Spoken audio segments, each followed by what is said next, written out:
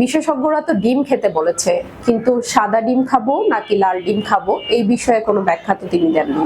এবার আসি, এই লাল ডিমে পুষ্টি বেশি নাকি সাদা ডিমে, এই বিষয়টা নিয়েই আজকে আমি আলোচনা করতে চাই। আসসালামু আলাইকুম, আমি ক্লিনিক্যাল ডায়েটিশিয়ান তাসরিয়া রহমান। বিগত 9 বছর যাবত প্র্যাকটিস করছি। অনেকেই অনেক প্রশ্ন নিয়ে আমার কাছে আসেন। আজকে যে বিষয়টা নিয়ে কথা বলবো সেটা হচ্ছে, আমার চেম্বারে প্রতিনিয়ত আমার পেশেন্টরা জিজ্ঞাসা করে যে ম্যাডাম, বিশেষজ্ঞরা তো ডিম খেতে বলেছে, কিন্তু সাদা ডিম খাবো নাকি লাল ডিম খাবো এই বিষয়ে কোনো ব্যাখ্যা তো তিনি দেননি।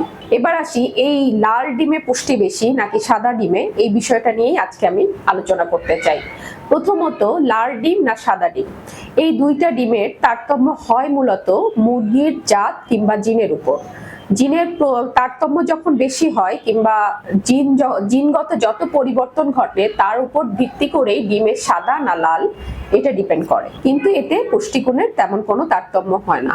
তবে ডিমের যে সাইজ কিংবা যে ওজন এইটার উপর অতিরিক্ত কোনো চেঞ্জ হয় না, অল্প একটু চেঞ্জ হয়, যেটা হচ্ছে যে পুষ্টিগুণের, যেটা অ্যালবুমিন বেশি পাচ্ছি নাকি গ্লোবিউলিন বেশি পাচ্ছি এইটার উপর। এবার আসি যে ডিম কোনটা ভালো, এটা ডিপেন্ড করে মূলত মুরগি কোন পরিবেশে বেড়ে উঠছে কিংবা কি খাবার খাচ্ছে, কি ধরনের ফিডিং ওকে আমরা খাওয়াচ্ছি। ফিডিং যেমন আমি ভালো মানের দিতে পারবো, ডিমের পুষ্টিগুণ কিন্তু তত ভালোই হবে।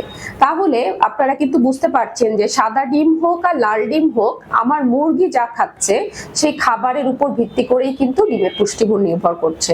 আশা করি আপনারা এই আলোচনার মাধ্যমে বুঝতে পেরেছেন যে লাল ডিম ভালো নাকি সাদা ডিম ভালো।